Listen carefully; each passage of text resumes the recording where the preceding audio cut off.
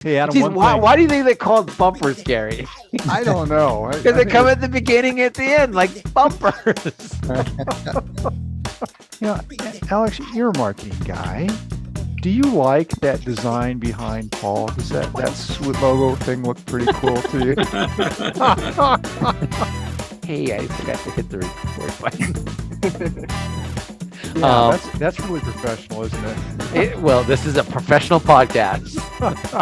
I met her in a parking lot and was handed 2 little Yorkies. And the only person I knew that knew Yorkies was Paul. So I called Paul and said, Paul. Sweet Talk is a weekly 20-minute podcast brought to you by the Continuing Education and Workforce Training Division of Idaho State University's College of Technology.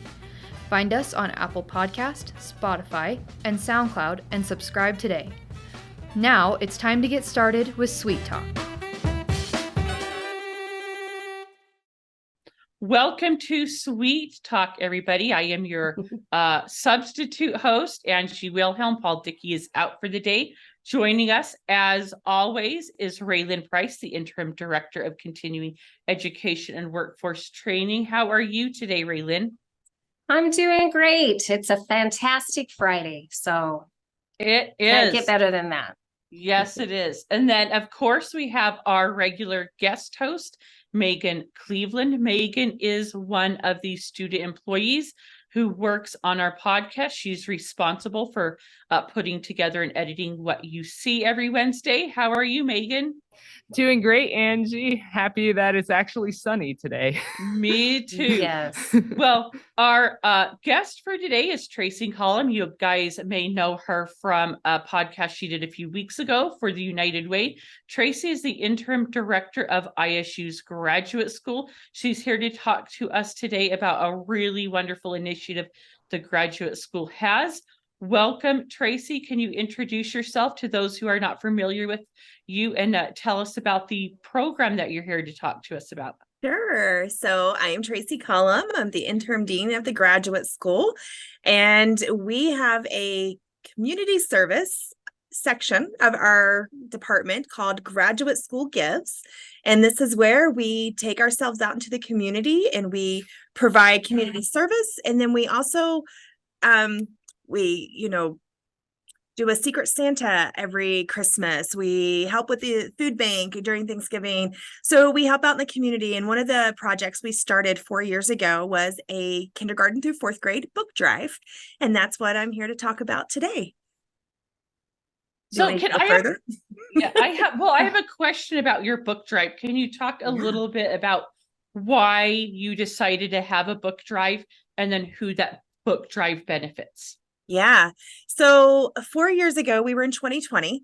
It was that year of COVID, right? There were a lot of other things going on during that time. There were, we had a lot of unrest in the U.S. With race, with ethnicity, with other things that were going on. And we started talking about how to help this issue. And we don't know how to help this issue, but let's try to brainstorm. And one of the things that came up was education and educating people on how others might live and how others see themselves. And it started coming about books and our youth. And you really learn a lot by reading, obviously, but when you're young, you might not have others in your class who have a different religion or a different ethnicity, or maybe you're one of the few people in the class that has an outlier of sorts. And so it would be nice if others were able to see themselves in books they were reading, see others in books they were reading, to have a better understanding of each other and not feel so separate from others when we're adults and not really having an understanding of how cultures might live and how other people in different cities and states might see the world in different ways. So we started a book drive, and it's related specifically for kindergarten through 4th grade. It's a quite impressionable age. But also when our young readers are learning how to really engage in reading and starting in those little reader books and then growing into chapter books. And so we have a broad spectrum that we can go from. And so the mission is really to find cultures and representation that can be in these books, and we donate them back to the local school libraries. We have a wish list that we put together every year. And people can shop through those wish lists. They come to the graduate school. And in November, we end up taking hundreds and hundreds of books around 20 different local elementary schools, public, private, and charter schools, and deliver them to those librarians who absolutely love getting books. And some of them are on their wish list as well. So they're very happy to see the types of books we're bringing in because they have been wanting them for some of their students specifically as well. I am so excited about this book drive. I think it's a really, really wonderful. Part of why I like is years ago, I listened to a TED Talk from a Black woman. I believe she might live in London now, but she's originally from a country in Africa. And she talked about that danger of a single story, specifically in when she grew up, the books she was reading all had little white kids in them. There weren't a ton of books that she read that represented her as a being. So I think it's really, really wonderful that you're bringing in some books that, talk about different ethnicities and cultures. Yeah, absolutely. And, in the first 3 years, we were able to get over 1,800 books donated through all of our schools. So this year, our goal is 1,000 books. We are about a quarter of the way there. We have about 360 right now. And we go through the end of October. And the really fun thing this year that we added, we've been doing an Amazon wish list every year, which is really easy and shipped straight to our office. So people can donate from all over the US and the world, but we do get them from all over the US. This year, we also added Hares and Hatters, which is a local bookshop. They're trying to go from a more internet-based to build their profits to have a home base, a building, a actual physical space. And so we have a wish list through them. So now we have an option to shop local, support a local business. And we have a very similar wish list off of that. So people have an option. They can shop Amazon, they can shop Hares and Hatters and support local. And we're hoping to get 1,000 books by the end of October so we can deliver them in November. That's super exciting, Tracy. Where do we go to find those wish lists and the links? Yeah, so they are all over our graduate school social media. That is one area, so you might see them posting there, but on our specific website, so isu.edu/graduate, and under there, there's an About Us link. And under About Us, there's a Grad School Gives section, and that's our community service section. So you can see all the community service that we have taken on or been a part of over the last few years, but there's a section related specifically to the book drive, and it has a KISU interview. We'll put this podcast on it as well to link those, and then our wish lists are there, and you can kind of see where our goals are for each of the years. So this is year 4. We're hoping we can break that, 2,000, get it up to 2,500 books total. That we've donated. So that's awesome. Oh, go ahead, Angie. And then I have a question for her as well. So are there any stories you have about kids or teachers who are just very, very excited to get some of the books that you're giving out that you can share with us? Yeah, I brought one here. I got a couple, but this is one. It is called The Woman Who Outshone the Sun. Let me get it off of my screen here. And it is a bilingual book.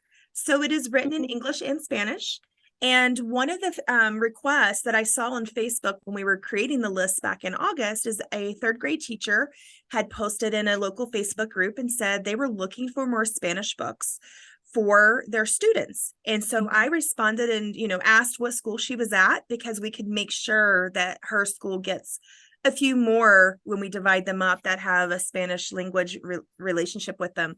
So we have several books on our wish list that are bilingual books. And then we have some that are specifically in English, but there's a Spanish version as well. So both of those versions of the books are on our wish list too. So that way we can divide and conquer with how we divide them up amongst the schools. That's fantastic. So people are enjoying the books, obviously. You're getting feedback. So how do you go about choosing the books? Like, where do you find the titles or what Yeah. draws you to specific books? It's really ironic. We find a lot of accounts on Instagram that are very devoted to children's books and representation in children's books. So one that we've used over the years is The Conscious Kid. And there's a new one this year that we just recently found, and I can't recall her name, but every day they go through a series of books. Some of them are related to kindergarten and first grade. Some are related to families that have mixed cultures within their families. And so they bring up 5, 6, 7 books and they showcase those. And so we take them off of those recommendations. We update the wish list every year because we aim to get 20 books for each item a year. So once we reach that, we also don't want to inundate the libraries with similar books every year. So we do try to update it. If we know we've got, 5 books one year in a specific book, we might add it back to the list and ask for 15. But if we find some new books and new postings that have come out in just the last year, Angie actually brought us a book of a friend of hers who's an author. It's publishing in a few weeks, or maybe this week, actually. So we added that to the list. So that's one other way is we have people who donate books to us that aren't on our list, but they're mission specific. And then we're excited to say, let's add that to our list either now or next year. So we get recommendations from others. And some of it is literally just our kids reading books they've come home with. And we're like, that's a cool one. Let's go add that to our wish list. So it's a little bit of everything, but we definitely take recommendations. We have departments who bring in boxes of books that go in together and purchase books. And sometimes they're able to find some variety of books that we haven't seen before too. And we add those to the list to get more. That's very awesome. So do you target mostly the schools in Pocatello? Okay, so not so much in our region roundabout. Yeah, we stick with the Pocatello Chubbuck School District. So it's School District 25. It's a big goal to try to reach further than that. We'd love to be able to, but we also want to make sure we're fulfilling those 20 schools as well. We do the private schools and the charter schools in addition to the public schools. So we usually end up delivering to about 20 schools. Last year, we were able to take 40 books to each of those schools. Very nice. Very nice. So- And then I'm assuming each year you try to not repeat the same books that you took to that school the previous year. Yeah, we have it. We divide them up. If we get 20 of one book, we'll put one of those books in each of the stacks. So they're not all getting 20 books. I will say there's been times we have a series of books. So we have book 1, 2, and 3 of a series. And we do try to make sure at least one set of the series goes to the same school. So they're not all split up and students are looking for the other part of the series. I know I love to have them in an order. And so we do try to make sure they're there for them and available to read in whatever order they want them to be. Now, has this grown? How has it grown since 2020? Are you seeing a similar amount of books? Or are you seeing more and more books each year? No, I'm going to cheat a little bit. I do have this up. So year 1 in 2020, we got 364 books. Year 2, we had 679. And year 3 was 764. So we've grown a little bit every year. And every year we have, it expands and people tell each other, and we have new faculty and people are sharing it on social media. We get books as far away as Maine and Florida. And we get books from, I shared it last year on my social media. I share it obviously all the time, but my 7th and 8th grade social studies teacher donated, and she's in West Virginia. So, it's just being able to share. People love books and love to read. And even if you donate one book, one book and 300 people gets us 300 more books. And so it's a super easy way to just make a little bit of a difference and share people's love of reading. And usually that's what it is. It's big time readers who support kids learning how to read, and they're more than happy to submit those types of books. So we've got tons on the list, and there's plenty to choose from. We had a faculty member a few weeks ago, shout out to Naomi Velasquez. She brought in 24 books that weren't on our list, but they're completely mission specific. And she found them and said, these are really cool and I want to bring them over. So, we get faculty who also do that. ICCU just donated 136 books. Wow. Whoa. We get businesses who go together, or maybe they have a community fund that they help support. So sometimes they'll go and get some books locally as well. You That's know, so cool. Yeah. Yeah. I'm going to mention, I was on the site to purchase a couple books the other day for them. And I'll tell you, the one thing I really love is it has the title of the book, and then it tells you how many they want and how many they already have. So when you are donating the books or looking at that wish list, it's very easy to see that you're not repeating what they already have, and that you're buying from a list of books that they're really needing. Yeah, it's very Very exciting cool. to have that and be able to track it. And we did get your books the other day, Angie. I got the little note that had your name on it. We keep a running list of a thank you list, just so that way we can post that at the end of the book drive, just to have a shout out for our donors who provide that for us. And the wish lists have such a variety. Sometimes your heart goes out and you're like, I love these little kindergarten age books. So you can buy those, or you can look for something a little bigger, like chapter books for fourth graders that, those fourth graders are reading a lot more strategically. And so you can take your pick on where you kind of feel yourself finding the love of books and what you might want to donate. So I have a question for you. So you mentioned you try to vary them each year, and you said there were a lot of bilingual books. Out of some of the ones that you've gotten, what have been some of the most interesting books, or that? There's one that I absolutely adore. We've taken it off the list because we've had so many of them. And now I can't think of the name. I can see the picture, but it's it's Somebody Looks Up. Oh my gosh, why can't I think of her name? But it's the sweet little girl who went to the National Art place in Washington, D.C., and she walked by the portrait of Michelle Obama. And in the book is about her looking up and realizing that she could be on that wall someday, and that Michelle Obama, as First Lady of the United States, it just resonated with her. So they wrote a book about this sweet little girl, and the book is just so adorable, and we just had to have it, right? And of course we got 30 of them, so now we don't put it on the list as often, but it's books like that are just really sweet to read. And we get them and we get very excited, and then when we start dividing them up later in November, we start reading through them, and we're all like talking over each other because we're adults and don't necessarily read these age books anymore. But they're just very sweet to see. So books like that.